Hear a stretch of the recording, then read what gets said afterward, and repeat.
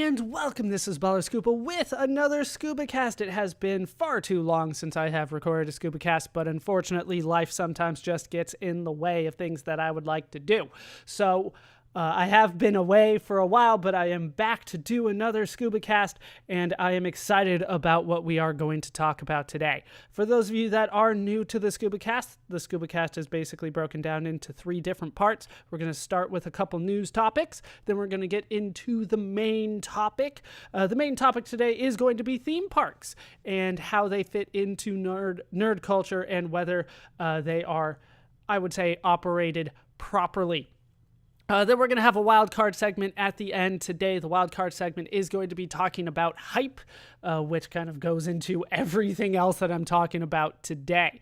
But before we get underway with any of those, we are going to start with the news topics. The 2 news topics that I want to talk about today are pretty succinct, but they are, I think, important. The first one is the official closure and declaration of bankruptcy of Telltale Games. This did not come as a surprise to me. I talked about that in one of the previous Scubacasts, that they were officially shutting down the Telltale engine, which was their proprietary engine and had been in use, I think I said since 2004. It was well over a decade that Telltale had been making games all using the same engine. And they were declaring that they were not able to keep doing that. They weren't going to keep doing that. They were going to move over to the Unity engine. The Unity engine, however, is seen as a lesser engine that all the independent people program with. So it was seen as a step down, so it was no surprise to me to find out that Telltale was then going to close down. There's a lot of stories that are circling around about it. I can't really say what is true and what is not true, but I will say that it sounds like they did break a couple labor laws in the way that they fired everybody. You have to give a large company like that, when you have more than 50 employees, which they did, and you're going to do massive layoffs, you have to give your employees enough time to sort that out. And Telltale didn't, just basically said, pack up your things and go. Everybody's fired. You're all we're closed. Everybody needs to go away. And it turns out that's illegal. But I'm not entirely sure what's going to happen as a result of that. How do you sue a company that has no assets anymore? But they did declare bankruptcy. All of their properties are going to be auctioned off, if my understanding of bankruptcy law is correct. But ultimately, the reason that they closed is the reason that everybody wants to talk about this.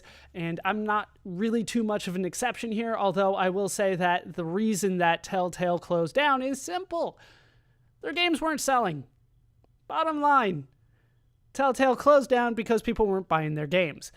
So the question is, why weren't people buying their games? Why weren't their games popular? It turns out, according to Telltale, because there's apparently nothing keeping track of video games in terms of sales and budgets and stuff like that, according to Telltale, the only 2 games that actually made money for them were the original season, the first season of The Walking Dead, and the Minecraft story mode game. Everything else that they made lost money. And that's kind of crazy to me, because those games seemed to be popular. They were all over the internet. I would see stuff from them all the time, but that doesn't mean that they sold. And I think that has a lot to do with the structure of the games themselves. Not only with them being all of the same engine, which people had been complaining about for a long time. I think I heard the first complaint about that in 2008, 2007 maybe, that Telltale just kept on releasing the same game over and over again, but with a new license as a skin on top of it. That the games functioned the same, the decision-making seemed very similar, the stories were similar, but they were fun, but once you had played it through once or seen somebody play it through once, you were no longer truly interested in playing the game yourself. So it had to do a lot with the structure of the game. Another thing was that they love to give out free copies of the game to YouTubers. That's what I'm told. It never happened for me. If they did, I probably would have played it. But I never got a Telltale game. But from what I understand, they were giving it to some of the higher subscribed channels on YouTube and stuff like that. So they would play it as advertising, but because of the nature of the game, where it was basically just a story for you to play through, people would then watch the YouTuber play the game and then not want to play it themselves. I think Let's Plays are usually seen as advertising. I usually see it as an advertising mechanic for these larger companies, but in an instance like a Telltale game, I can see where that would cost them money, because the game is just a story with a couple decisions along the way. Same with visual novels. If you watch somebody play a visual novel, unless you want to go a completely different path, chances are you're not going to necessarily want to play the visual novel yourself. And Telltale games were close to visual novels, except, there were actual mechanics for you to use. So it's not too surprising for me for Telltale to close down. I do want to talk a little bit about how people reacted to that. Some people completely overreacted, saying that like the mid-tier game companies just will not make it in the gaming landscape that exists right now. I disagree with that statement. I think that the reason that Telltale went under is entirely Telltale's issues. I don't think that those issues go to other companies very easily. Their games weren't selling because they were always on the same always on the same engine. They all felt the same, and if you had seen one person play the game, you didn't really want to play the game yourself. So it wasn't something that you would tell other people to play because it was a transcendent experience, or it was really fun, or it was something you can sink your teeth into. It was, this is the story of that game, and that's about it. So as a result, I'm not too surprised that Telltale went under. I feel bad for all the programmers. They were working their tails off for that company for a long time. And a lot of the stories that you were hearing out of Telltale was basically how the programmers were overworked, underpaid. But if we're being 100% honest with ourselves, that is an industry standard. It goes across the entire industry that almost all the programmers are overworked, underpaid, and working way too long of hours. And although it is sad to hear that, Telltale was not the biggest kind of labor law violator in that regard. So I do wish that would change, but just because Telltale closed down for doing that does not mean that that's going to change in the industry. In fact, it might go the opposite way. People might go, look, Telltale went under. You have to work harder for less money. That would probably be the way that it would go instead. And that saddens me. I think that there is a lot of work to be done in the video game industry in regards to employee and really PR management. But that's something that we could talk about a different time.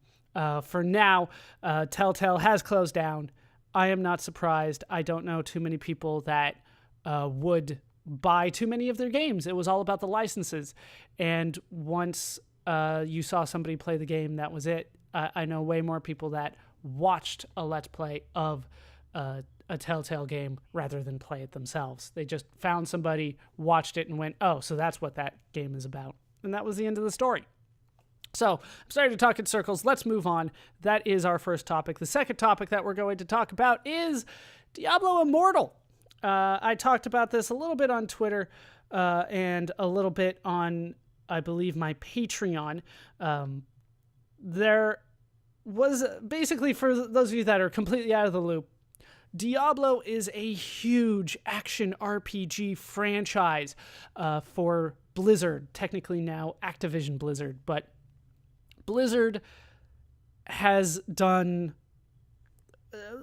they've done a relatively good job with the Diablo franchise as of late. Some people argue that Diablo 3 was not good. I was on the fence about it, but when it comes to sales, Diablo 3 is one of the best selling computer games of all time. It's up in the top 5 still, I believe.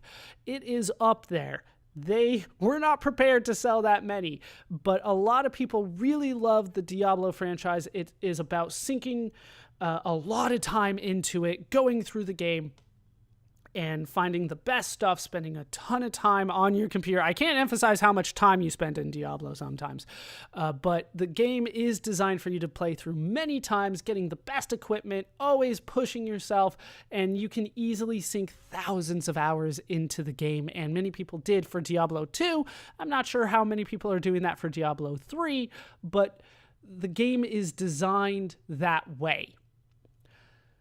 So in comes BlizzCon. For those of you that don't know what BlizzCon is a convention that Blizzard has for themselves to basically celebrate themselves, their games, and to hype up whatever projects they have coming in the next year. So back in November, early November, they have their big event.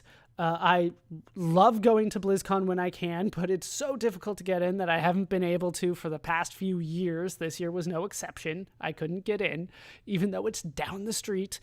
But BlizzCon happened, and they said that they had a big Diablo announcement, and they hyped up this announcement for a couple weeks, which is probably why we're going to be talking about hype in the wildcard section of the Scubacast today. But they hyped up. They had a big announcement for Diablo, and everybody thought one of two things mainly. People thought that it was either going to be an announcement for Diablo 4, the next big game in the franchise, and people were really excited about that, or it could be an expansion, a second expansion to Diablo 3, which people were less excited about, but still it was a new part of the game and something else for them to get into. BlizzCon happens on the first day, on the main stage. They put their guys out there and say, we're so excited to announce a mobile game called Diablo Immortal. And people were not happy. They were absolutely not happy with that. And I've talked a little bit about it, like I said, on Patreon. And if you want to hear kind of more of my complete thoughts about it, you could check it out there. It is not a good thing for them to do. I'm mainly going to talk about the media backlash, though. The media backlash on the game was that gamers were spoiled, and I really did not like that. I've heard this before, that when it comes to people being upset about something that they love going downhill, that they're overreacting and they're spoiled. And I completely disagree with that. When it comes to Diablo, like I said, the whole franchise has always been built on sitting at your PC, usually PC. I think there's a PlayStation release of Diablo 1, but I don't know anybody that played it. You sit down at your PC and you sink a ton of times in this dark world, powering yourself up, taking on demons and all sorts of hell creatures, and eventually killing Diablo. That's why it's named Diablo. But Diablo Immortal is a mobile game, and it almost doesn't matter how good it is. A mobile game is always going to be disappointing. From Blizzard's standpoint, though, they have not really capitalized on the mobile market. I recently saw a graph. I don't know how accurate it is, so I won't link it anywhere or anything like that, but the graph showed the overall marketplace for video games, and it was about 50, 25, 25. 50% of the gaming market is mobile, 25% PC, 25% consoles. I'm rounding. I think consoles was barely beating PC, with PC being close. It was maybe like 23, 24%, but it was basically 50% mobile, 25 PC, and console gaming. So for Blizzard, a huge company now that they are a part of Activision, they want to tap into the mobile market. And what easier way to do that than to take one of their licensed properties and shift it over to mobile? and try to get a whole new crowd into that. The problem is the crowd that they already had was at the convention. These are people that had to get tickets within a couple seconds of them being released, that probably flew, some of them across the country, some of them from around the world. They stayed at a hotel nearby. They are huge fans of the games. For them to say, we're branching out to bring other people in, that is not something that those people wanted to hear. So it is no surprise to me that they got booed. The first question they got asked was, is this an April Fool's joke? And they did not handle it well. They even asked later on, the people on stage didn't handle it well, I should say. One of the people later on asked the panel on stage, would this be released to the PC eventually, right? It might be mobile now, but are you going to port it to the PC later so I can play it on my PC? And they said no. And they got booed for that one. And they reacted the exact wrong way from it. And they said, what, do you guys not have phones? So overall, BlizzCon, that's the only thing that people wanted to talk about when it comes to BlizzCon as a result of the Diablo Immortal announcement.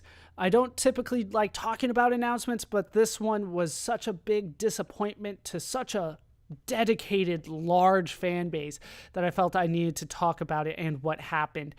So Diablo Immortal is still underway, but suddenly Blizzard is not talking about it nearly as much. They're not acting like it is a huge deal for them to do. You do hear rumors now that Diablo 4 is actually underway, but they didn't have enough to present. So they just kind of threw the mobile guys out there to get slaughtered on stage. It did not work out well. So that is basically what happened with Diablo Immortal. For more on my thoughts about that case in particular, you can check out the Patreon. But I think it is now time to get into the main topic of the Scubacast today, and that is going to be theme parks. Now, this is something that I've been wanting to talk about for a while, but I recently went to Universal Studios and Disneyland. I'm in Southern California, so I went to basically the main theme parks here. And I want to take my freshest thoughts on it and talk about it, which is great for today. So basically, I wanted to talk about theme parks as a whole, and then we'll start narrowing it down.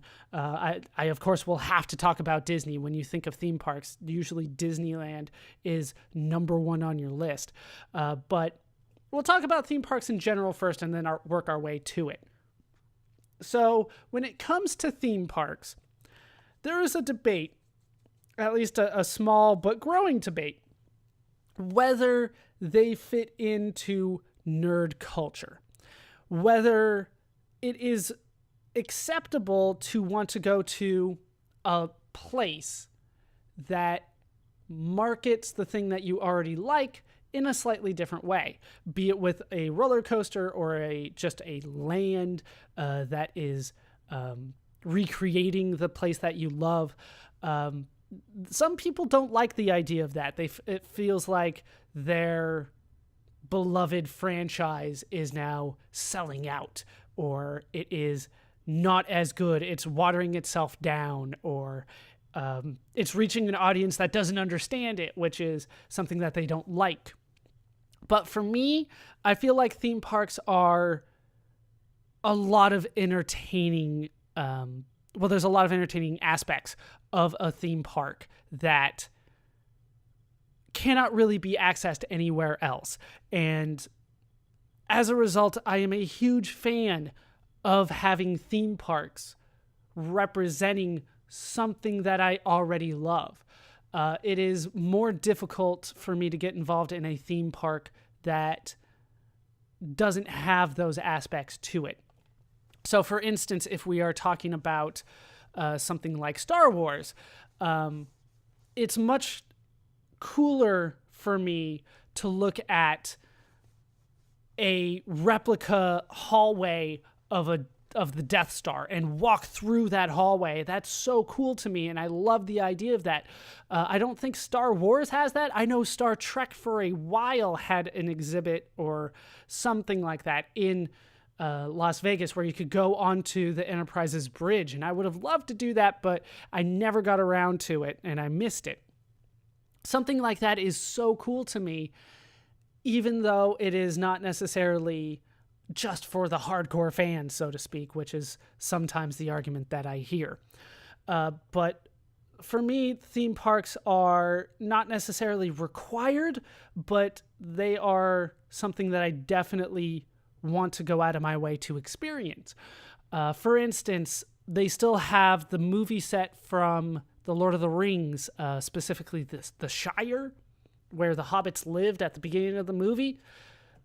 They still have that up, and I really want to go there. The problem is it's in New Zealand, so that's a trip, but I would love to go see that. And that's something that is on my list, is, something that I really want to do. Go to New Zealand and see the Shire. Like, granted, there's a lot of other things that I want to do while I'm down there. Go visit Australia a bit, tour around New Zealand, of course, but I definitely, while I'm there, need to go see the Lord of the Rings set. Anything that has to do with the Lord of the Rings movies, I want to go visit down there.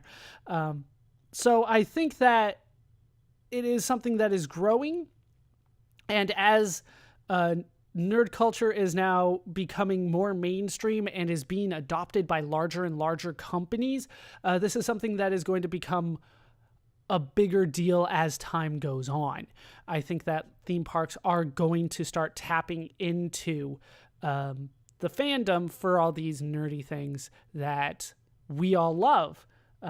You don't even have to be a nerd to love some of them. Some of them, for instance, like Harry Potter, are already going. Star Wars and Marvel are already under construction, but I'll talk a little bit more about that later.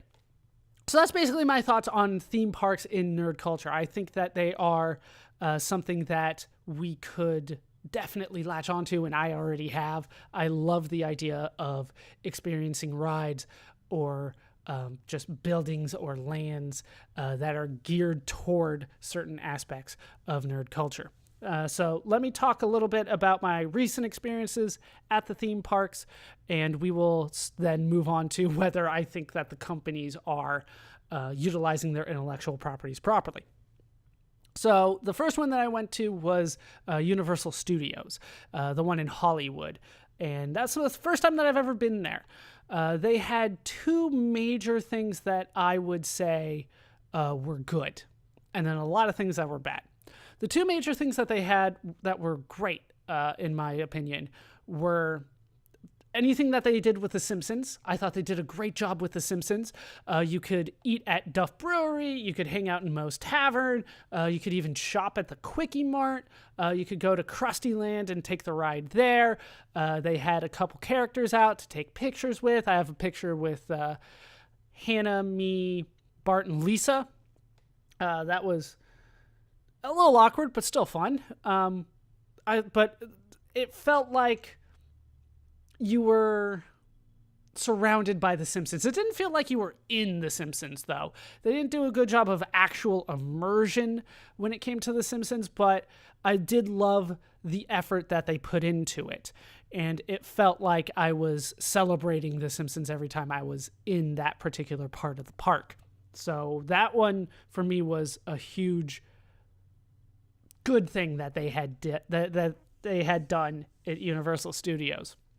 I don't know what, speaking of The Simpsons, I don't know what is going to happen in the future for The Simpsons, because Disney now owns the rights to The Simpsons, or at least partial rights to The Simpsons. And for Disney to own intellectual property that is making money for a rival theme park, I'm not sure how that's going to pan out over time.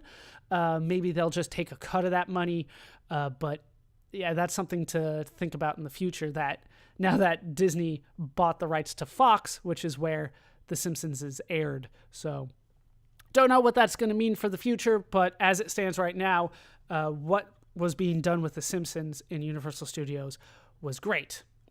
Even better I would say, though, is what they call the Wizarding World of Harry Potter. I refer to it as Harry Potter Land because that's basically what it is. It was a section of Universal Studios that was meant to look just like Hogsmeade, and it did. And I had a lot of fun there, at least pretending that I was part of the Harry Potter world. They did a great job basically recreating Hogsmeade. So you walk through, you can go to Ollivander's shop, you can go to all these different shops, you can get some food, you can get some butterbeer, and it feels like you are actually in Hogsmeade. They built a replica Hogsmeade for you to walk around in, and that's a lot of fun. With that said, though, I feel like I have to talk about a lot of the restrictions that happen in the Wizarding World of Harry Potter. The number one thing is that it was built for children, and small children at that. What happens is that you can buy a wand, and the wand has a little sensor on it, and you can manipulate certain things around Hogsmeade using your wand. What they don't tell you is that this is designed for children that are around like maybe 3.5 feet tall, 3.5 feet tall, small children. The wand has to be held at that height that those kids would normally be, and the movements are incredibly small in order to get things to happen. And they have to station their employees all across Hogsmeade at those specific locations to show you how to do it, because it is clearly not apparent at all. So there's already a problem for me that it is designed for small children. Although I understand it, that small children are the ones that typically want to go to theme parks the most. When it comes to Harry Potter, I feel like that is a miss, because Harry Potter is now in his 20s. I think the book Harry Potter would be in his 30s now, but the film Harry Potter, Daniel Radcliffe and all that, would be in their 20s. Many of the people that are the same age as Harry Potter, including Harry Potter himself, they're far too big to go through Harry Potter world. And I think that is not a smart thing for them to do, because people that were the same age as Harry Potter loved the movies. I grew up with people loving the books. When I was in middle school and high school, I believe they came out, and they were very popular. People my age will have a lot of trouble in the Harry Potter land, Harry Potter world, whatever I want to call it. It is a lot of fun to be in, but it is not designed for the people that were around when it came out. And I think that is a huge miss for Universal Studios. Even worse than that, though, is the ride. The ride actually takes you into Hogwarts, which is the biggest thing that you want. If you have ever seen Harry Potter, you know it's all about the school, the castle, Hogwarts. That's where you want to hang out. Hogsmeade is nice, right? For those of you that aren't familiar, I probably have talked about it for a while, but Hogsmeade is the city right outside the school. It's where they go basically on break. You hang out in Hogsmeade, you get your school supplies in Hogsmeade, and then you go to the school Hogwarts. And Hogwarts is, they built the castle, a replica castle, which is really nice to see, but it's difficult to get into. To get into it, you have to get in line for the ride, which is fine, but it's the thing that I wanted to do the most was to walk around Hogwarts. And for them to basically put a line for a ride for that meant I couldn't really walk around. I just kind of walked through it, which was fine to some extent. I enjoyed it. It was probably the highlight of all of the Harry Potter stuff for me, was walking through the line at Hogwarts. The problem is that the ride itself is not built for too many people. We'll phrase it that way. Basically, you have to be over 4 foot tall. So you're excluding the kids that were using the wands properly in town. But on top of that, and this is the part that gets me the most, you have to be pretty skinny. The waist measurements that they say are going to cause problems are anything over 40-inch waists. You have to be pretty skinny, apparently, to get into Hogwarts. I was not aware of that. And I swear there are a couple kids that were in the film that would not be able to fit on the Harry Potter ride. And as a result, I wasn't able to get on it. I was actually too tall. I was skinny enough, but I had to hunch over, and they pretty much told me no and kicked us off. So I feel like that was very, very ignorant on their part. I do know people that have ridden on it. I'm not a very tall person, for the record. I'm 5'11", so I consider myself average height. But if you're about my height, even and you have a long torso, or if you're shorter or you're any taller than me, don't expect to be able to ride the Harry Potter ride. That was a huge disappointment for us. But Harry Potter overall, I think they did it really well. I just think they need to tweak a few things in order to fix it. But I love the idea of the immersive world in Hogsmeade. I would have rather had it in Hogwarts, but they had to do what they can. And I felt that they did a great job, except for these restrictions that were unnecessary and off-putting, to be honest. It didn't feel like I was in a child's part of the park. When I was in Hogsmeade, suddenly I get to Hogwarts and they're just looking at me like, what are you doing here? From what I understand, the other parks in Orlando and Tokyo for Universal Studios, they do have other seats for, adults. But Hollywood, for whatever reason, decided, nope, we don't need that. That's not going to exist here.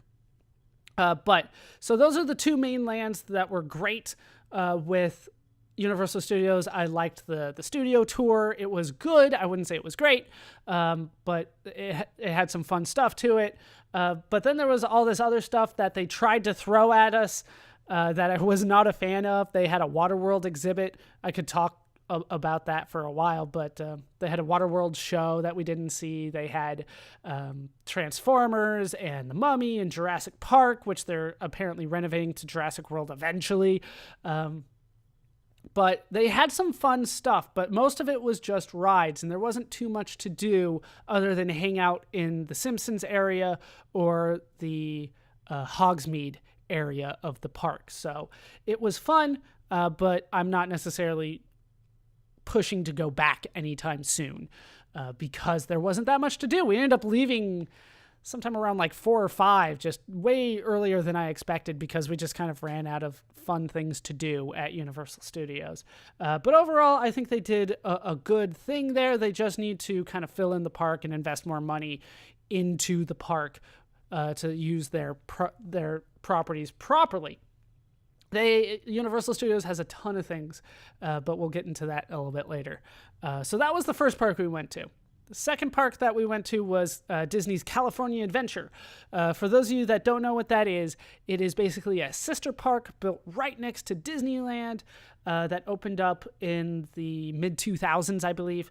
I had never been to that one before. I believe, I think I had already graduated by the time that they opened it up, so I just never got around to California Adventure. I finally went basically a couple weeks ago, but we went to California Adventure in hopes of finding a couple big rides that we wanted to go on, and that was the highlight for us at the end of it.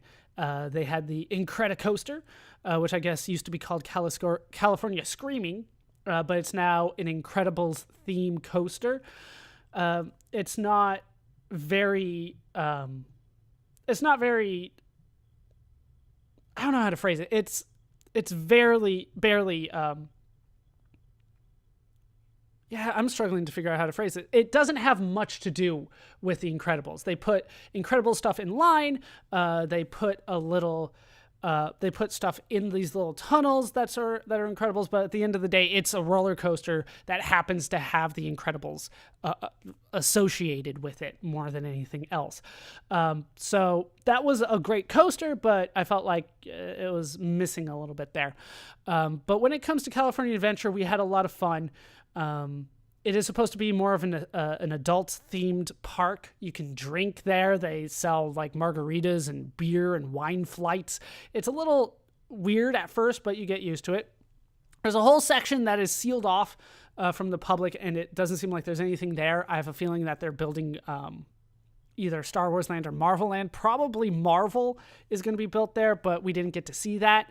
The only thing that we really went on that was Marvel themed was the Guardians of the Galaxy ride. I can't remember what it's officially called, but it used to be the Tower of Terror. It's basically an elevator ride, and that they built properly. When you're there, it feels like you're in the collector's residence, whatever he called it, the collector's mansion. It feels like you're there, and you eventually get broken out by Rocket Raccoon. That's the idea of the ride, and it is basically a free fall a couple points on an elevator with scenes playing in the middle, and I thought that was a really smart thing to do. Those were the highlights of California Adventure. The rest of it weren't that great, and honestly didn't utilize their intellectual property properly. Most of California Adventure was built to look like California. All the different sections of California. They had a Hollywood section. They had a Sierra Mountains section with a lot of dedication to John Muir, I think is how I'm supposed to say it. He was a trailblazer back in the day that found a lot of interesting places in California. He's kind of a big deal out here, but he's a local hero because he found, all these places that ended up becoming national or state parks or monuments or stuff like that. But they had that section. They had a section that was designed to look like Cannery Row in Monterey. They had a section that was supposed to look like the Santa Monica Pier, as far as I could tell. It was basically just your generic pier carnival type area.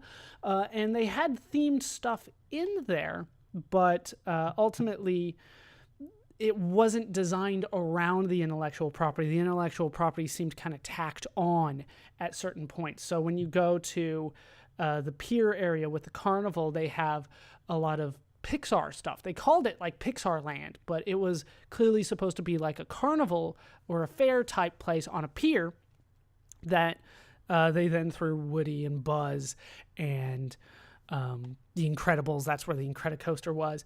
They threw all that kind of stuff on top of it, but it did not seem like that was the idea going into it. But there was one highlight for me, and that would be Cars Land. Cars Land was designed to look like the small town in Arizona, I believe it was Arizona, that took place in the original Cars movie. So once again, we have this immersive world. You walk around it, and it feels like you are in Cars because they have the cones, they have the rocks, they have Flo's Cafe, they have a few rides going on there. It felt like what it would be like to be in Cars. And that's what I liked. And I loved the idea of that. I still think that Cars is kind of an odd choice. I don't think it's as beloved as some of the other franchises that Disney has, but I think they did a great job utilizing that property to create an entire land, which I don't think they did for a lot of other things. So that was basically California Adventure. Then there was Disneyland. Disneyland is Disneyland. It's been around since 1955, and sometimes it feels like it.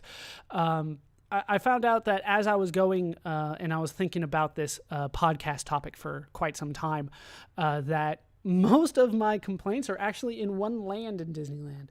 For those of you that don't know, it's broken up into different lands. None of them are themed around their intellectual properties, and it's more like a worldwide tour more than anything else. So they have Frontierland, which is supposed to look like the Old West. They have Adventureland, which is supposed to look like probably India, somewhere around there. Then we have Fantasyland, which is just basically your European high fantasy type stuff, so princesses and all that kind of stuff. That happens in Fantasyland. I'm trying to think of some of the other ones. There's Tomorrowland, which is supposed to be like the future.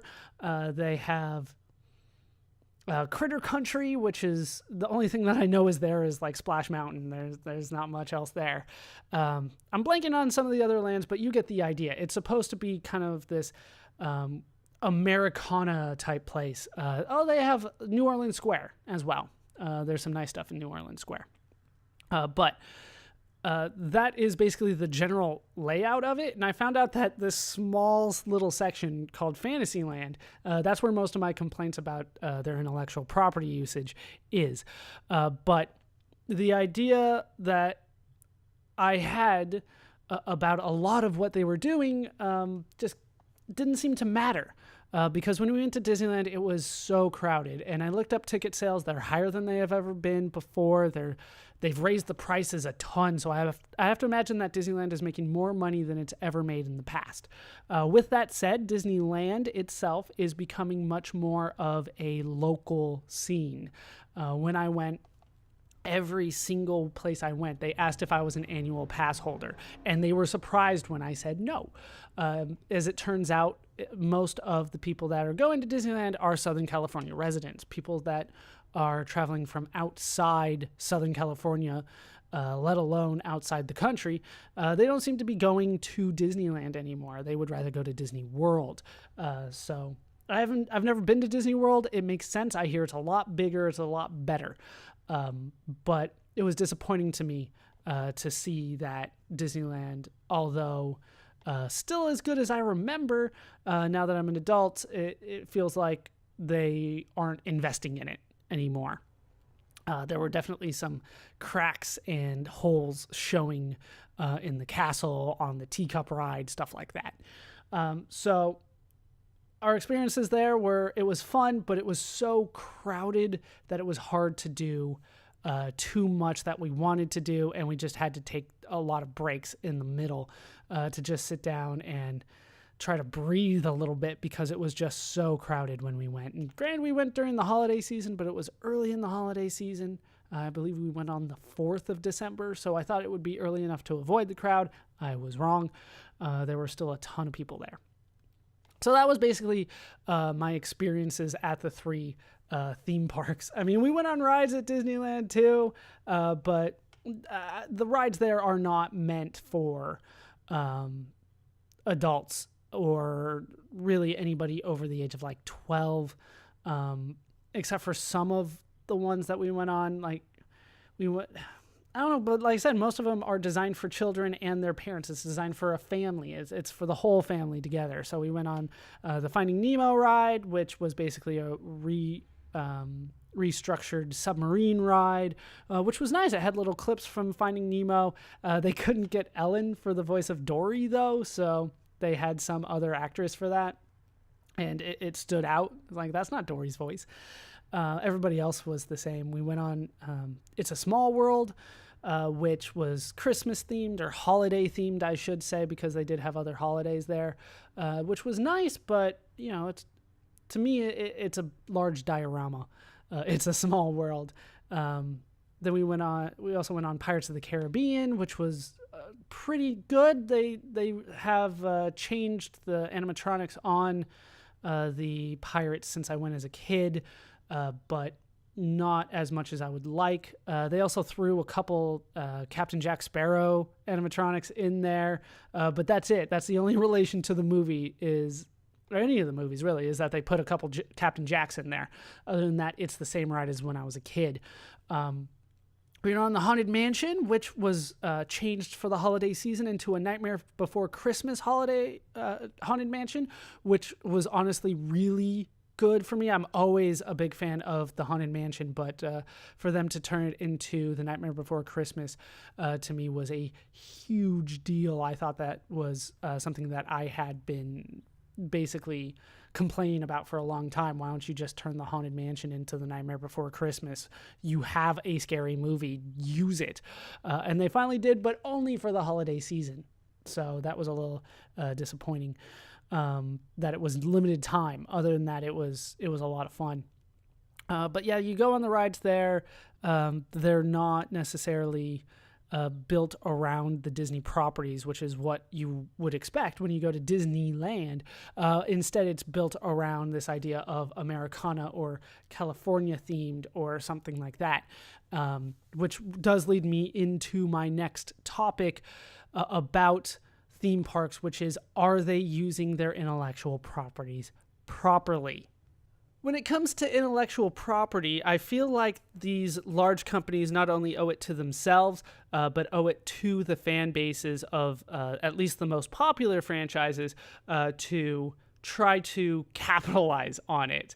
They owe it to themselves because, of course, if you have a popular franchise, you want to kind of milk it for as much money as you can get out of it. But they also owe it to the fans who love the franchises to give them the opportunity to experience the things that they love in a slightly different way. At least that's the way that I look at it.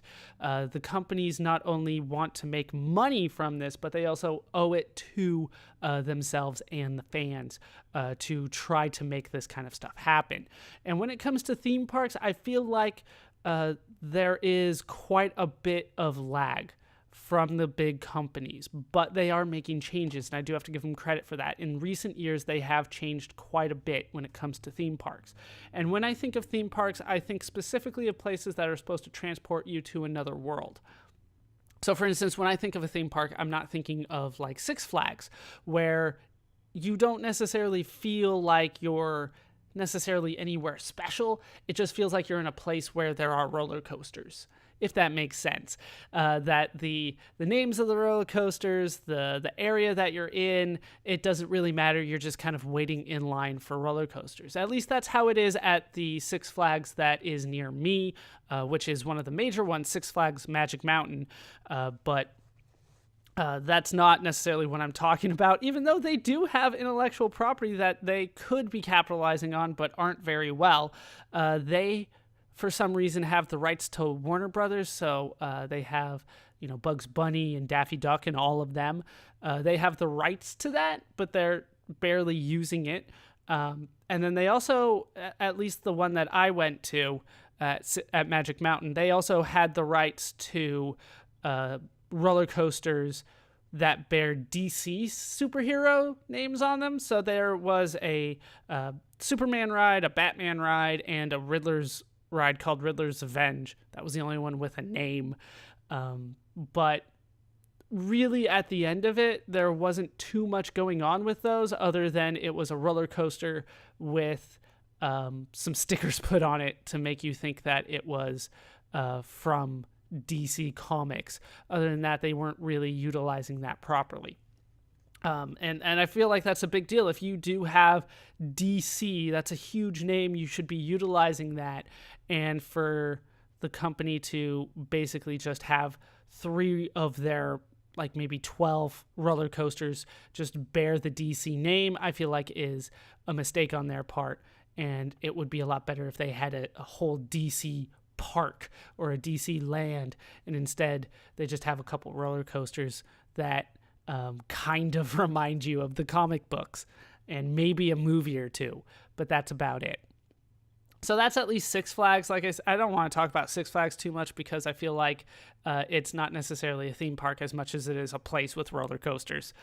So let's move on to Universal. Universal has a ton of intellectual property. It's too much for me to name simply because they've been around forever when it comes to making movies. Universal, the first movie that I can think of with their name on it was King Kong. I'm sure they did some before then, but King Kong comes to mind as something that I know for sure is Universal's property. And that movie came out in 1933. So Universal has been around for a long time, making a lot of movies. And they own the rights to so many franchises that you would think that the place would be full of references to movies, some of which you'll know, some of which you wouldn't know, but when you actually get to the park, it doesn't feel that way. Like I said, when you go into the Simpsons part of the park, you do feel like you're in Springfield. When you go to Harry Potter world, whatever, the wizarding world of Harry Potter, you feel like you are in Hogsmeade. And I think they did a great job with that. And those are their 2 newest ones. To represent kind of what they used to do, there's a whole different section of the park. You have to take like maybe 10 minutes worth of escalators to get to this other part of the park. It takes forever. And you end up in this small part of the park where they have a Jurassic Park ride, a Mummy ride, and a Transformers ride. I didn't get to go on the Mummy ride. It was closed that day. Jurassic Park ride was dated. It was not very good, if you ask me, but it was at least fun to try to experience Jurassic Park a little bit. And then the Transformers ride, there was way too long of a line, so I didn't go on it. But what I really want to get at is that this one section of the park had 3 completely different franchises, all right next to each other, and they had absolutely nothing in common. And I feel like that was a miss for them. But when it comes to Universal, I feel like there's a little bit more of a pass that I can give them, simply because there is so much intellectual property that they've had over the years that it's difficult to try to pin one down and say, this is a beloved franchise. We want to dedicate a whole portion of the park to this. Obviously, they did that with Simpsons and Harry Potter, and I feel like those are good choices. Another good choice that I feel like they could do is Kung Fu Panda. I feel like that was a pretty damn big hit for them. So they could dedicate a whole part of the park to Kung Fu Panda, but it doesn't look like anything like that is ever going to be in the works again. They also have the rights to Despicable Me. That's also one of their big franchises, and they did do a lot with it, but it was more of a carnival type or fair type atmosphere, with Despicable Me's minions kind of all over the place. So Universal, I feel like, is one of the worst ones when it comes to utilizing their intellectual property, but I'm not entirely sure how they could try to fix that. The theme park is built on working studios.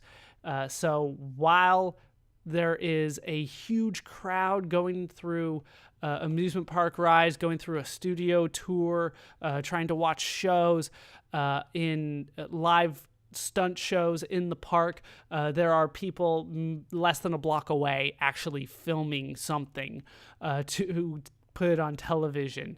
Sometimes in the park itself, there's a celebrity gossip show. I believe it's Extra, or is it Access Hollywood? I think it's Extra, that films in the entrance to Universal Studios, at least the one in Hollywood. It's kind of surreal that they're pushing all this different stuff at the same time, but ultimately they could be doing more with their intellectual property. The one that comes to mind is something that they recently tried to relaunch, which is their horror franchise, with the Mummy and Frankenstein and Dracula. I think that they could have kept pushing it for like Wolfman and the Invisible Man and stuff like that, but as it turned out, all the movies were bad, so it did not work out very well, and they pretty much canceled that entire idea. They were going to do a shared cinematic universe similar to Marvel or DC, but the movies were too bad, and so they canceled that idea. But they could have tried to do something like that. I think that would work better for them, even if they just went with the old Bela Lugosi Dracula or the old Boris Karloff Frankenstein. If they tried to utilize those better in the park. Instead, they have a Waterworld stunt show. I could talk for a while about Waterworld, but it's just basically a big flop that they tried to make their money back on, so they put it as a part of their park. And I think that's the wrong way to think about it. If it flopped, let it flop. Take the beloved franchises and try to make more money from those, as opposed to trying to make money back from something that didn't make money for you originally. At least that's the way that I look at it. So with Universal, I feel like they aren't utilizing their properties properly, but it's a lot more difficult for them because they are actually in studios. It's called Universal Studios because there's actual studios there where they are currently filming things. When we went, I believe they were filming 2 or 3 shows while we were on the tram going through the back lot. It's a weird experience going through Universal. But with that said, let's move over to Disney. Disney is the biggest name, I think, in theme parks. You can make an argument for Universal, you can make an argument for Six Flags, but I would argue that Disney is the biggest name in theme parks. And They are also one of the biggest names in entertainment as a whole. Not only do they own all the stuff they created, all the Disney animated films, the Disney Channel and all its television shows, all the things that they put on the Disney Channel that grew larger than that. They also purchased ABC. They own ABC, one of the major networks in America. They recently just bought Fox, a second network in America. So technically there are only 4 major networks in America, and Disney owns 2 of them. That's kind of crazy to think about. They now own the rights to The Simpsons because The Simpsons is on Fox. Not only do they own those, they also own like ESPN and the History Channel. They own a ton of stuff. They also own recently, thanks to a couple purchases, at least within the last 20 years, they own Star Wars, thanks to their purchase of LucasArts. They own Marvel. They just bought that one outright.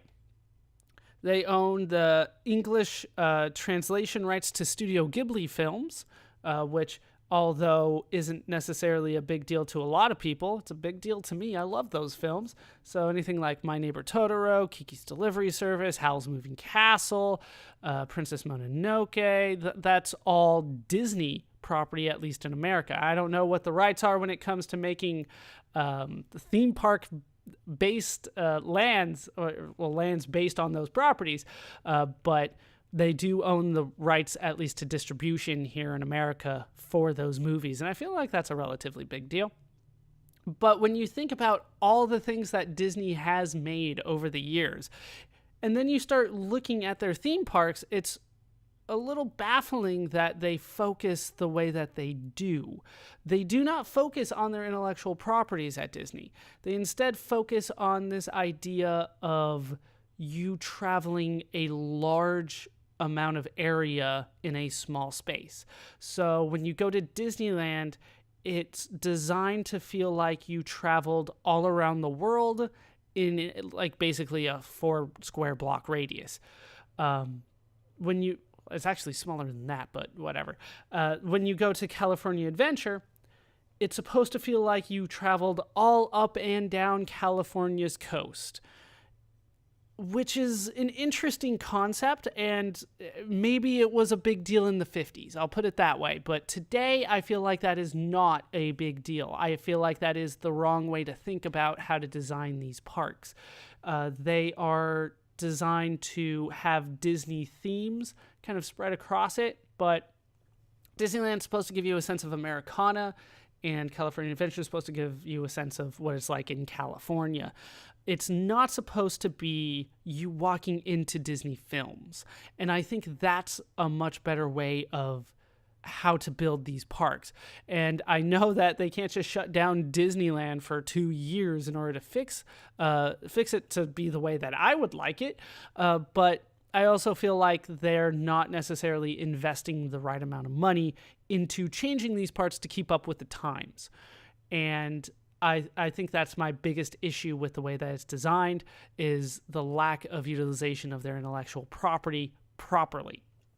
So Disneyland opened up in 1955. That's an important date to remember for what I'm about to talk about.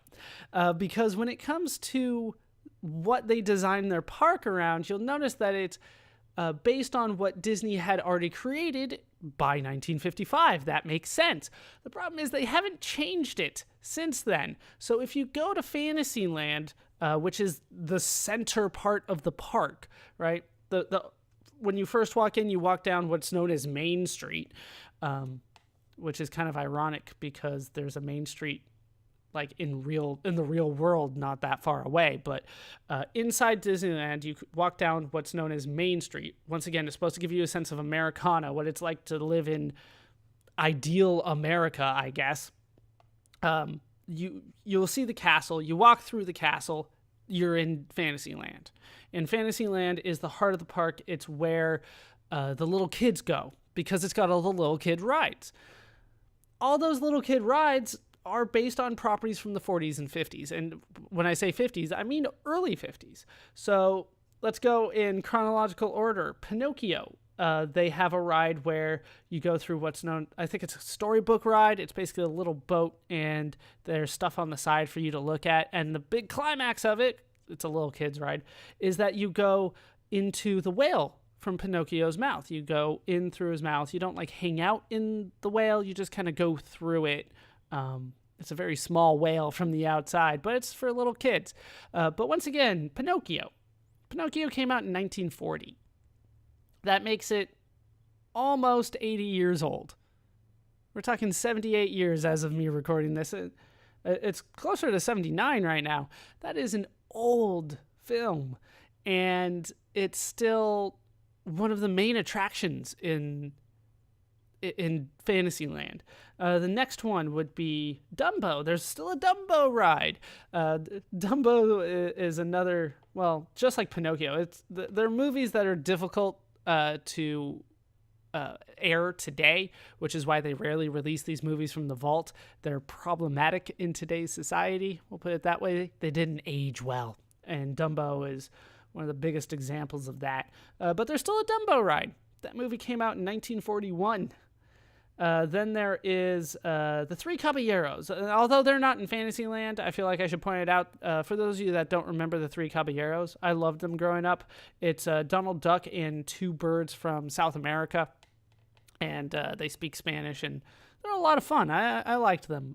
They're still a major part of the park. When we went to California Adventure, there was a parade, and it featured the Three Caballeros. Then when we went to Disneyland, they had a Christmas-themed parade, and it also featured the Three Caballeros. That movie came out in 1944, though. Although I'm a fan of them, it's kind of weird for them to be picked to represent Mexico, especially considering that Coco just came out.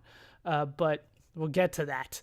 Then there's Song of the South. That's a movie that came out in 1946. You might not recognize the name at all because it has never been re-released. It will never be re-released.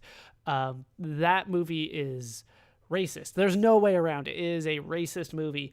But the reason that I bring it up is because there is a ride in Disneyland based on a part of that movie, and that would be Splash Mountain. Splash Mountain has a part of it where there's this lead up as you kind of climb up the mountain in your log. You get to see little aspects of this story about Brer Rabbit, and he's trying to escape from Brer Fox. That is a story that is told and is animated in the movie Song of the South. You will never see that movie in its entirety. You might be able to see the clip of the Brer Rabbit story released by Disney officially, but the whole movie, you'll never see that from Disney in its entirety. You just won't. It did not age well at all, and I'm not entirely sure why they made it even in the 40s, but that came out in 1946, and it's still a major part of Disneyland and Disney World. They have a Splash Mountain there, too, from what I understand. I haven't been there, but that's what I hear. Then there is The Adventures of Ichabod and Mr. Toad. There is a ride in Fantasyland called Mr. Toad's Wild Ride, and even when I was a kid, I didn't know who Mr. Toad was. I've now seen the movie. I'm still not entirely sure who Mr. Toad was. I get it confused with Wind in the Willows all the time. It might be the same character, but it's not the same movie. Mr. Toad basically has a carriage ride that goes a little bit out of control, and therefore they made a ride about it. But that movie came out in 1949. Then there's Alice in Wonderland. This one is the biggest part of Fantasyland. It is what people think of when they think of Disneyland a lot, because that's where the teacups come in. The spinning teacups are based on Alice in Wonderland. They also have a second ride in Fantasyland where you kind of go through the story of Alice in Wonderland. Alice in Wonderland came out in 1951. And the most recent one in Fantasyland is Peter Pan. And Peter Pan had a ride there. That movie also came out in 1953, the same year that Disneyland was opened. So when it comes to the central part of Disneyland, everything there is over 65 years old. And I think the idea at this point is to never change it because it has become a tradition. It's nostalgic for people to go see the Dumbo ride and the Peter Pan ride and the spinning teacups and to go into the whale from Pinocchio. But I think that's a little misguided. Not only because these movies are not re-released very often, like I said, problematic, they are not beloved by the people that are riding them, especially the little kids. We're talking kids somewhere between the ages of 3 and 10. Once you hit 10, you probably don't want to hang out in that spot anymore. There's not much for you, except for the teacups. But we're talking 3 to 10-year-olds. I don't know how often you guys have talked to 3 to 10-year-olds lately, but I seriously doubt they have nostalgia for the adventures of Ichabod and Mr. Toad. Yet they have done nothing to update that in years, in decades. And it's starting to show. I don't know if it's necessarily just starting now, but when you go there now, Fantasyland looks like it's starting to crumble. Even the castle itself, which is technically the Sleeping Beauty castle, they must have changed that because Sleeping Beauty came out in 1959. But the castle is starting to get holes in it. It's starting to crack. The teacup rides are starting to crack. They're faded. They're not looking good. Fantasyland as a whole is not looking so good, but it is the most crowded part of the park. So I don't see Disneyland changing it because of that. But at the same time, I feel like they should. And if they were to change it, it would be better for everybody. But I guess they're looking at it as there's no real incentive to do that because things are going well there right now. But once again, I feel like that's less to do with nostalgia on behalf of even the parents, let alone the children, for these rides or these intellectual properties, and more about the fact that these are the kids' rides. This is where you go for the little kids. So that's kind of where I want to start my discussion of Disneyland and their use of intellectual property. I'll probably keep going. There's a lot for me to talk about when it comes to this. But basically, they have established where they want to be in terms of their intellectual property, and that is pretty much everything from when the park opened and earlier for a lot of what they have done. They have made small changes over the years, but a lot of what they established were not based on their intellectual properties, at least when it started. The Pirates of the Caribbean ride came out in, I believe, the 60s. That's when it first came out. It could have been the 70s, but needless to say, that is way before they ever made a Pirates of the Caribbean movie. And since they made the movies and the movies became so popular, they really didn't change the Pirates of the Caribbean ride other than putting a Johnny Depp animatronic in there. It's still basically the same ride. The movie is based on the ride. The ride is not based on the movie. They also did the same thing with the Haunted Mansion. They've had that ride, I believe, since the park opened, at least really early on. It's still quite a marvel if you go to it. It's fascinating to try to figure out how they're making something work. The engineering on that is damn good. But that's not based on a movie of any sort, at least outside of the holiday season when they turned it into Nightmare Before Christmas. But they ended up making a movie about it in the mid-2000s, I believe, with Eddie Murphy, just called The Haunted Mansion. And it didn't even look like the same house or anything like that. It was strange. There's a lot of that in Disneyland. They have New Orleans Square that you can go on on one of the paddle ships that go up and down the Mississippi. You can go to Tom Sawyer Island, which is weird because everybody then assumes that Disney made a Tom Sawyer movie. They've never made a Tom Sawyer movie. I've looked. Apparently they helped distribute one, but they've never made a Tom Sawyer movie. And so it's weird for them to have so much dedicated to it. You have to like take a ferry to Tom Sawyer Island, and then there's a whole bunch for you to play around with there, and then you take a ferry back. But that has nothing to do with something that Disney has created of their own. And when you start looking at the things that they have created, it's kind of strange for them to not try to utilize that to the best of their ability, to replace some of this stuff with what they have recently made. Just looking at traditionally animated films, not even CGI, we're not even talking the Disney Pixar stuff here, just looking at the traditionally animated stuff from, let's say, 20 years ago and sooner, that'd be 1998. All right, so in 1998, they made A Bug's Life, they made Mulan. In 1999, they made Tarzan. They also made The Emperor's New Groove, Atlantis, The Lost Empire, Lilo and Stitch, Treasure Planet, a Piglet movie, Brother Bear. They had the Studio Ghibli stuff starting to come out, like Howl's Moving Castle. They also did Chicken Little, Meet the Robinsons. They had a Tinkerbell movie, Bolt, The Princess and the Frog, Tangled, another Winnie the Pooh movie, Brave, Wreck-It Ralph, Frankenweenie. I don't remember that one, but it rings a bell.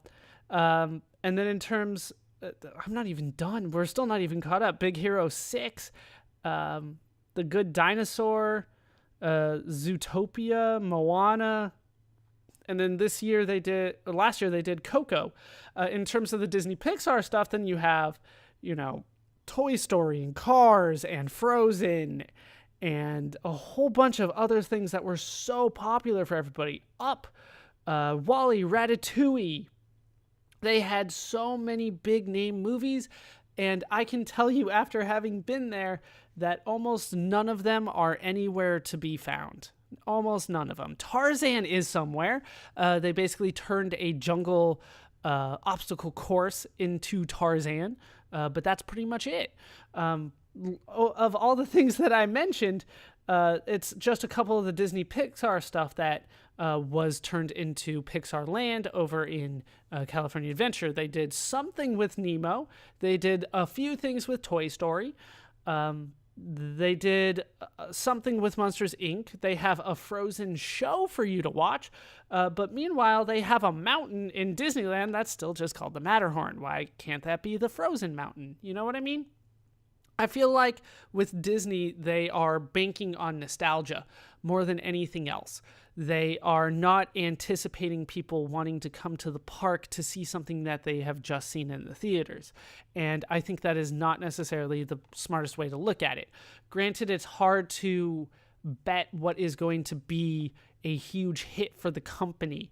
But even talking for things like 25 years ago or 30 years ago, and they still haven't done anything with it, even though they've made sequels, like The Lion King. How have they not done anything with The Lion King? And I've tried to look to see if there's anything over at Disney World that utilizes The Lion King, and I don't see anything. Maybe it's there, and I'm just not seeing it on, the Wikipedia pages and stuff like that, but I'm really not seeing anything there. When it comes to Aladdin, also a huge hit for them. There's an Aladdin Magic Carpet Ride over in Disney World, but Disneyland doesn't have anything. I can tell you because I was just there. I saw Jasmine walking around, but that was it. And she seemed kind of upset, actually. I don't know. She seemed like she had somewhere to go. So I don't know what was going on with that. But when it comes to even the stuff from the 90s, they're not really utilizing it. They have this idea that things have to fit into a theme. So Tarzan fits into Adventureland because Adventureland's basically a jungle. Also there you can find the Indiana Jones ride, you can find the Jungle Cruise. But look at something like the Jungle Cruise, how is that not changed already to the Jungle Book? You know what I mean? It's the same setting. Look at something like Frontierland where everything's kind of in the Old West. How is Woody not there? Woody from Toy Story. You have a shooting gallery. How is it, not Woody telling you to shoot and all that kind of stuff. You look at something like I mentioned with the Matterhorn. How is this not the frozen mountain? It's not that hard to change. Splash Mountain, I don't know what to change that to, but that should be changed as well. Then in terms of California Adventure, they have a forest. They have a special forest just for kids, as far as we could tell. It had little obstacle courses for them and stuff like that. How is that not Winnie the Pooh? The 100-Acre Woods. You could even put Bambi in there somewhere. Speaking of like older movies that aren't represented, Lady and the Tramp, they have restaurants in Disneyland and California Adventure, and you cannot eat at the Italian restaurant from Lady and the Tramp, and I think that's a huge missed opportunity for them. So there's so many things that they have made over the years, and they're almost blatantly ignored simply because they don't want to update things properly. They are starting to change that. I have to give them credit for that. Like I said, they changed the old submarine ride that nobody wanted to go on into Finding Nemo, and suddenly everybody wanted to go on it. And it utilizes what I've kind of been referring to in my private life as mixed media. The idea being that when you go to an amusement park ride, typically with a roller coaster, it's just the coaster. You move and that's it. What they're starting to do now is mixing the media. So as you're going through the roller coaster or whatever it is, there's a screen that is playing something for you, or there's something that is moving around you. And this is becoming the mainstay of the newest roller coasters and the newest rides. And Disneyland is trying to do that. There's a couple times that they use it better than others. One of my favorites was the Guardians of the Galaxy ride. I've mentioned this a little bit before. It's basically an elevator, a really fast elevator, one that literally just drops a few times, but then it'll stop and it'll open up the doors and you get to see a little scene with the Guardians of the Galaxy. And I think that is a really smart way to utilize the technology that they have. With that said, though, when it comes to Marvel, the Guardians of the Galaxy is the only thing that I saw that was related to Marvel in the entire park. They did have, I do have to say, they did have a Captain America available for you to take pictures with right outside the Guardians of the Galaxy ride. And I feel like they are working on making a Marvel land for you to hang out in. But they purchased the rights to that, I believe, in 2009. I think it was right around the time of that first Iron Man movie in 2008. It was right around then, which means that they've had 10 years to figure this out, and now they're just starting to work on it. They also bought Star Wars, and they've done very, very little with that. When it comes to what is Star Wars related in Disneyland, I felt like them changing Tomorrowland into Star Wars Land was an easy thing for them to do, but it doesn't seem to have started yet. I heard that they were working on it, but there's no evidence when I was there. They did turn what used to be the Hall of Presidents, like back in like the 50s. They've closed it down for decades, but they basically turned that large convention style space into a really bad museum. That's the best way that I could put it. They had a couple Star Wars things on display. They had a couple video games for you to play. It was Lego Star Wars games for Xbox, and the Xboxes were old and not very responsive. And then they had lines for like a half hour for you to meet and take pictures with Chewbacca and Darth Vader, people in costumes. And that was it. And I was really disappointed when I checked that out. I'm like, finally, you guys did something with Star Wars. We walked in. I was like, what the hell is this? There's nothing here. And then as we walked out, there were two guys in stormtrooper costumes willing to take pictures with people, but not too many people wanted to take pictures with them.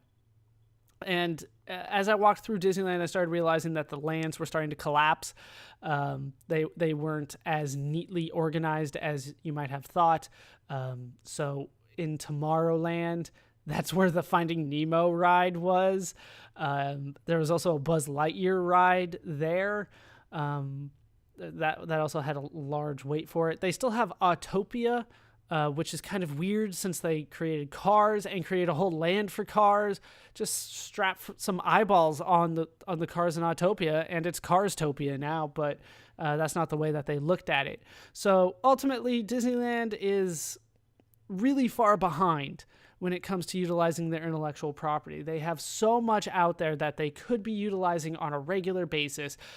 How is New Orleans Square not The Princess and the Frog? Granted, it wasn't that great of a movie, but at least in terms of Disney movies, it wasn't the biggest hit, and it wasn't that well received for a Disney movie. It was still good, though. But New Orleans Square is still just New Orleans Square, and there's nothing Princess and the Frog related there at all. And The Princess and the Frog took place in New Orleans. They clearly are not thinking about transferring the movies over to the theme park, and I think that is a mistake. And there are so much out there that I would love to see. For instance, the Beauty and the Beast ballroom. There's so much opportunity for them to just create a room in Disneyland that's based on the Beauty and the Beast ballroom. Even the library would work, but when I think of the ballroom, I was thinking like just have a place for the adults to dance with each other, like have a slow dance with the teapot singing and all that kind of stuff. That's just an easy one. They have an enchanted tiki room that would work for that. Then there's Toy Story. The idea that I had for that was to walk into Andy's room, but walk into it two different ways. Walk into it once as the size of Andy, right? The kid in Toy Story, the one that actually owned the toys, and then walk into another room and be the size of Woody, be the toy size. Like, that would be amazing. Then something from Aladdin. I would love to go into the Cave of Wonders from Aladdin. Any sort of magic carpet ride should take you into that. But once again, Disneyland doesn't do anything with that. With The Lion King, how are we not doing Pride Rock and going through a ride where we go through all of the Pride lands? When it comes to, what was the other one that I was thinking of? I'm blanking on it. The Little Mermaid. They did do a little with The Little Mermaid, for the record, but not too much. It was kind of disappointing how much they did there. There was basically a ride where they just showed you the story of The Little Mermaid. Hercules and Mulan, they have nothing for that. There's so much that they missed. And like I said, the Disney Pixar stuff has been some of the most popular stuff in recent memory, and it's basically a carnival sideshow in California Adventure, not even in Disneyland itself. So ultimately, I feel like Disneyland is the biggest culprit for not utilizing their intellectual property, because I just named their animated films. That was it. The CGI and animated films. And I came up with a list of maybe 20 to 30 things that they could be doing that they just don't care enough to try. And I find that very disappointing, especially since they have so much stuff from the 40s and 50s that nobody even really remembers or isn't even related to the things that they already own. But with that said, they really don't have that much incentive to change it. Apparently, ticket sales are the highest that they've ever been. I know that the price is highest that they've ever been, so they must be making more money on admissions than they've ever made. But with that said, I feel like there's a lot of improvements that could be made there. And I'm not going to say that the last trip that I went through there was disappointing, but it was definitely not as good as it could have been, considering how much my generation and pretty much every generation after mine grew up on Disney films, for them to not try to capitalize on that even further and instead have a redwood forest with nothing in it. You know what I mean? So that's what I wanted to talk about with theme parks. I have gone way over my time, but there are still some things that I want to talk about. We're going to head into the wild card today, and that wild card is going to be the idea of hype, specifically when it comes to video games, but we're going to have to reference other media as well. This is basically because of the news story when it came to Diablo Immortal. For those of you that have already forgotten, since I've talked so much about other things, Diablo Immortal was the mobile game that Blizzard announced when they said they had a huge announcement for their Diablo franchise, and then it turned out to be what appeared to be a cheap mobile game. The earliest reviews from people at BlizzCon who got a little demo of it is that it's not very good anyway. But the idea that they thought this big announcement would satisfy the people at the convention is the biggest reason that there was such a big backlash for it. And it is because of the hype. So I wanted to talk about the idea of hype and how it relates to video games and how it relates to me personally. We'll start with me personally. When it comes to hype, I try my best to stay away from it. I don't like hype because hype will only lead to disappointment or unexpected good things. And most likely it is disappointment. There are a couple times when I come in with low expectations and I'm surprised, reasonably surprised. But most of the time, anybody tells me something really good about a video game or a movie or a television show, I come out going, yeah, it was all right. It wasn't that great. And it never lives up to the hype. So I try to stay away from hype as much as I can. I don't try to buy video games the day that they come out. Typically, I have done it a couple times, but as a general rule, I don't do that. I try to avoid any sort of publicity or press or trailers or anything like that leading up to a movie. I will wait until something comes out, and then I will read the reviews on it and try to base whether I want to participate in that based on that. So that's how I feel about hype. I just try to avoid it. With that said, though, companies need hype. They need to hype their products. They need to hype their services. Without it, they're going to struggle.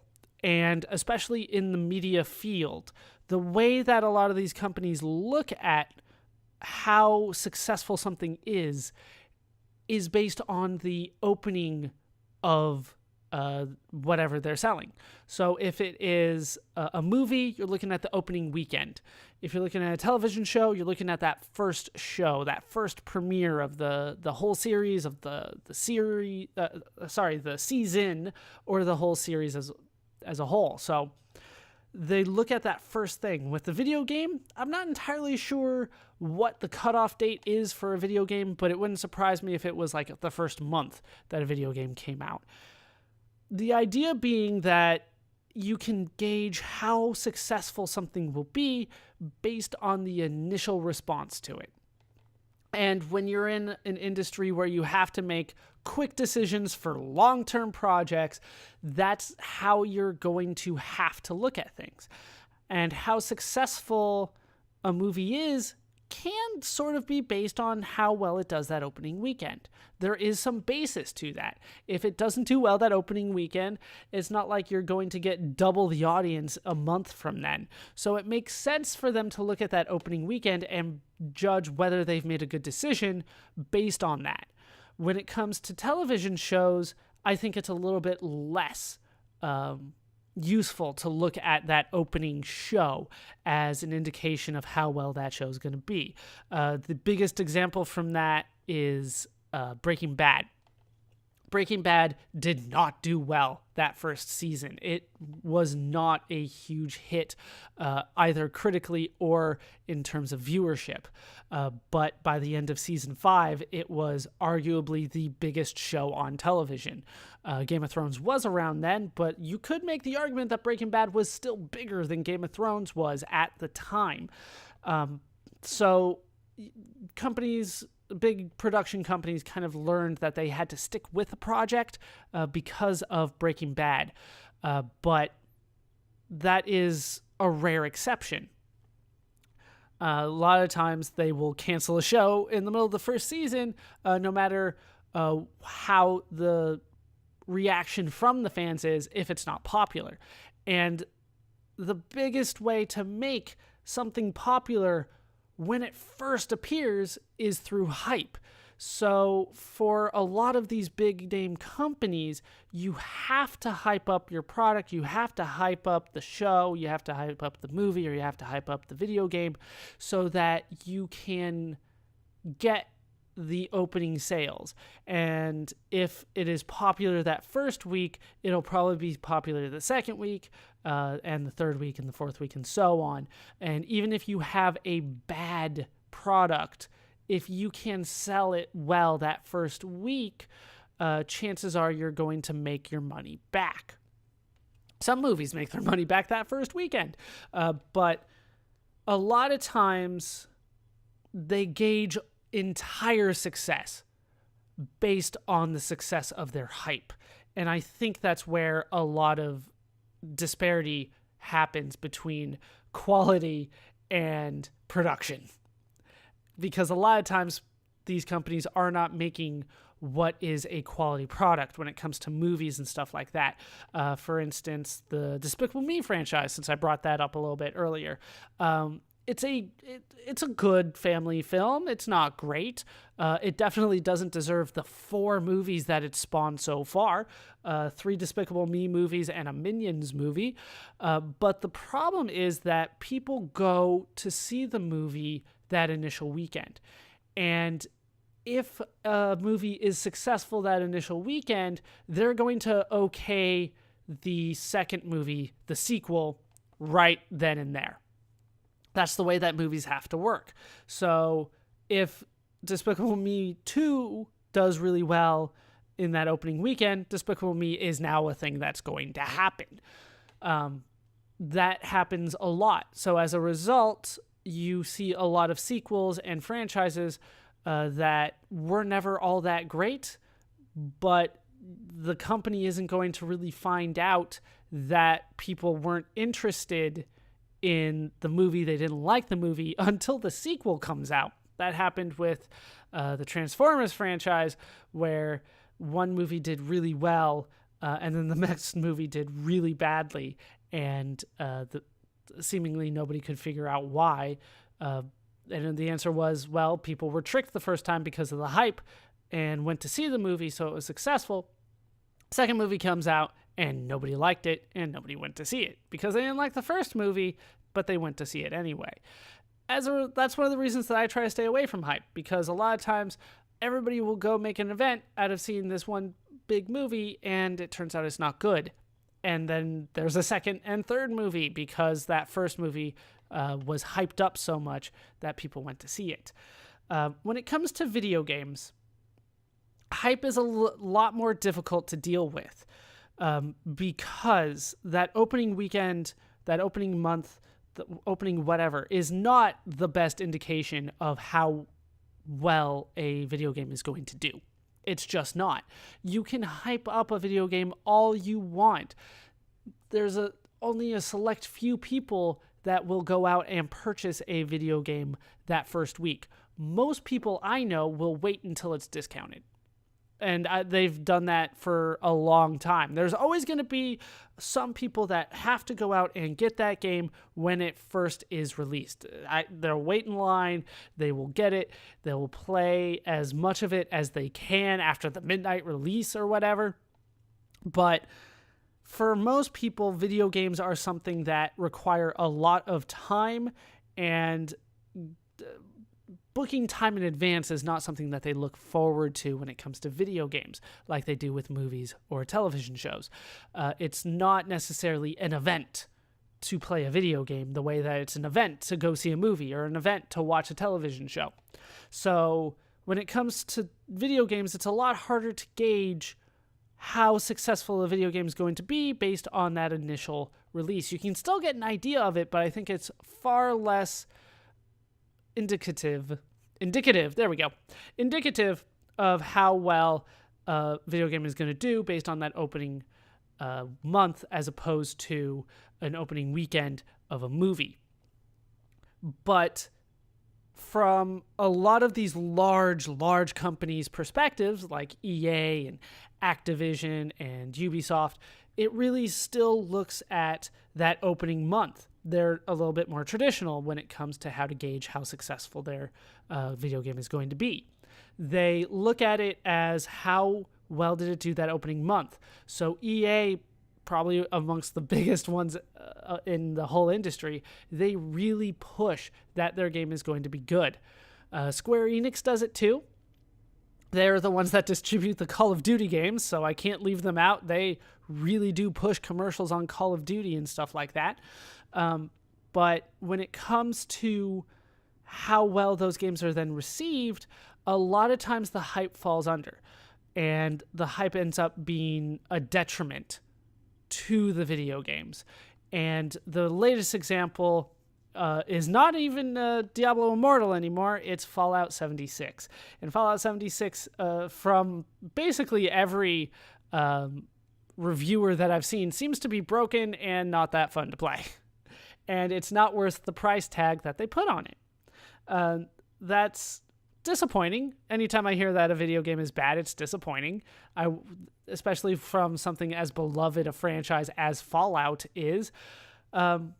But there are other examples that were even worse. There's something like No Man's Sky, where the developer seemingly just lied to camera about what was in the game. Not the first time that happened, probably not going to be the last time that it happens. And that resulted in a huge success. Like No Man's Sky was a huge success because so many people bought the game because of the hype, and then sold it back because they hated the game. For those of you that are unaware, basically, I can't remember the guy's name, but the guy that made No Man's Sky went on to several television shows and all sorts of different media outlets, and basically promised everything was in the game. He basically promised that his game was its own universe, that you could do anything you wanted in, and it would feature multiplayer, and you could set up empires and trading routes, and anything you wanted, it could happen in this game. The game gets released, there's absolutely nothing like that in the game. You go around and you see stuff, and then you identify it, give it a name, and then you move on to the next planet. That's basically the gist of the game, at least when it first came out. From what I understand, they've changed it a bit, but that was the initial release, when people were promised literally a universe, and they were basically given a naming simulator. And there was a huge backlash for it, and to be honest, it was too late. People bought into the hype, and hype worked out really well in this case, but not for the fans, not for the actual purchasers of the product. It worked out really well for the company.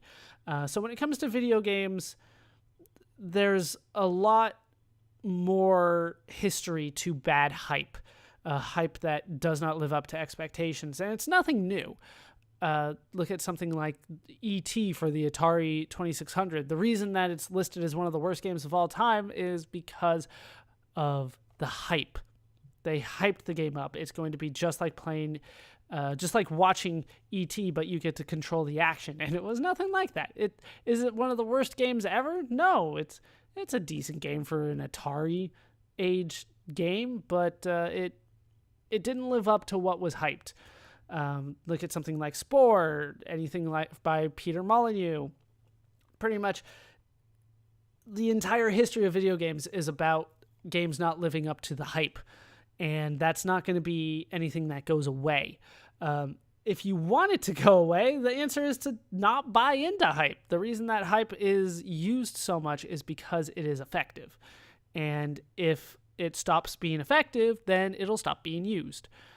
But the way that these companies are designed are that they have to hype things up in order to prove that the thing that they've been working on is worth it.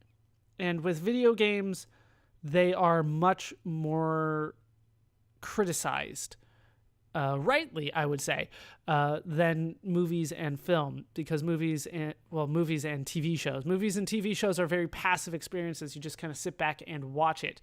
When you play a video game, you are dissecting the game as you go through it. You will find every nook and cranny, so everything has to work properly. If something happens in the background of a movie or television show, very few people are going to notice it. There will be some people out there that go out of their way to notice it, but it's easily overlooked. When you play a video game, you're less likely to overlook this kind of thing, because you're going to go investigate it and stare at it for a while. So I feel like there are much more opportunities to criticize a video game, and as a result, the hype surrounding them is much more misplaced. But like I said, it will continue to exist because it is effective and it helps these large companies sell their products and feel like they have sold the products well. When it comes to video games, there are returns, but typically that does not go all the way back to the company. If you play a game and sell it back to GameStop, this does not affect the company's sales. They just sold you the game at the end of it, and now you're pawning it off to GameStop. So ultimately, hype will continue to exist, but for me, I will continue to stay out of it. And I guess that's what I wanted to talk about when it comes to hype. And that's what we're going to talk about when it comes to the Scubacast today. This was an especially long one. It's been a while. There was a lot of stuff I wanted to talk about, and I'm glad I finally got the time to do it. But that is going to do it today for the Scubacast. I have been Baller Scuba. If you have liked the Scubacast today, feel free to check out the links in the description. To my YouTube account, if you're not seeing it on YouTube, to my Patreon, to the Instagram and the Twitter. I try to keep those at least a little updated, but once again, I have been so busy lately that it's kind of fallen off the wayside, but I will get back into it. The Patreon is useful if you want to help support the Scubacast and you want to help decide what we will talk about next. But I'd love to hear your thoughts on any of the topics that we talked about today. But that is going to do it for the Scubacast. I've been Baller Scuba. I've been joined by nobody. We still don't have special guests. One of these days, I will have a special guest. Hope you guys have enjoyed the podcast. Hope you laughed. Hope you learned. Hope to see you next time. Thanks for watching.